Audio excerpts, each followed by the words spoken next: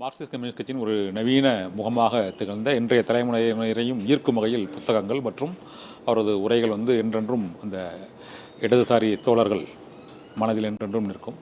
இதைத் தொடர்ந்து நாம் இந்த அரசியல் சதுரங்கம் நிகழ்ச்சியில் நாம் எடுத்துக்கொண்ட தலைப்பின்படி இப்போது தமிழகத்தில் மதுவிலக்கு என்பது சாத்தியமாக சார்? அது திமுகவோட தேர்தல் அறிக்கையிலேயே நீங்கள் குறிப்பிட்டிருக்கீங்க, மதுவிலக்கை நோக்கி நாங்களது பயணம் இருக்கும் என்றும்.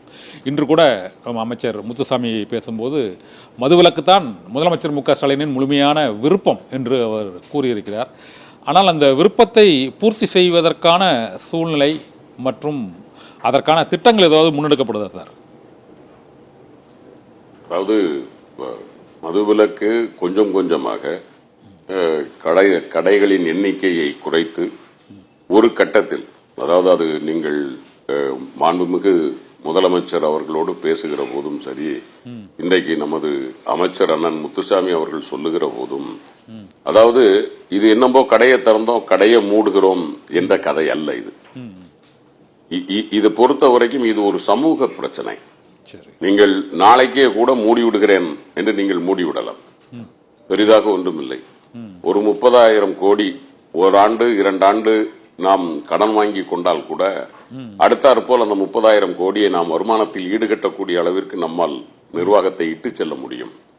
ஆனால் நிறுத்தியவுடன் இங்கு ஏற்படக்கூடிய சமூக பிரச்சனைகள், அது ஒரு வகையில் அதற்கு அந்த பழக்கத்திற்கு அடிமையாகி போனவர்கள், அவர்களிடமிருந்து அவர்களை அதிலிருந்து இட்டு வெளியே வருவது, அது மட்டுமல்ல பக்கத்து மாநிலங்களில் மது விலக்கு இல்லாத போது அதனால் ஏற்படக்கூடிய பிரச்சனைகள் என்று இதில் இவர்கள் நினைப்பதை போல எந்த ஒரு தலைவரும் மிக சாதாரணமாக சொல்லிவிடலாம் மது விலக்கு என்று. ஆனால் அதை நடைமுறைப்படுத்துவதற்கான காலகட்டம் இருக்க வேண்டும், அதற்கான திட்டங்கள் தீட்டப்பட வேண்டும்.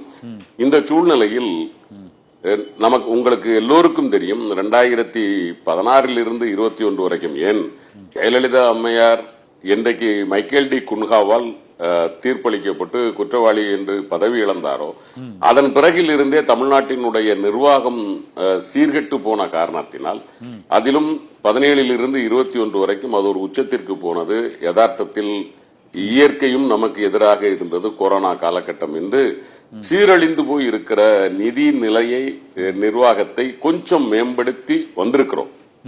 ஆனால் இன்னும் கொஞ்சம் அதை இப்பொழுது மாண்புமிகு தலைவர் அவர்கள் அமெரிக்கா சென்றிருக்கிறார், பல நிறுவனங்கள் இங்கே வருவதற்கு வாய்ப்பு இருக்கிறது. அப்படி தொழில் துவங்கி அதன் மூலமாக வருமானத்தை ஈட்டுகிற நேரத்தில் எல்லா விதத்திலும் இந்த சமூகத்தை நாம் பாதுகாக்கக்கூடிய வகையில் திட்டங்கள் தீட்டுவார் மாண்புமிகு முதலமைச்சர் என்று நாங்கள் உறுதியாக நம்புகிறோம்.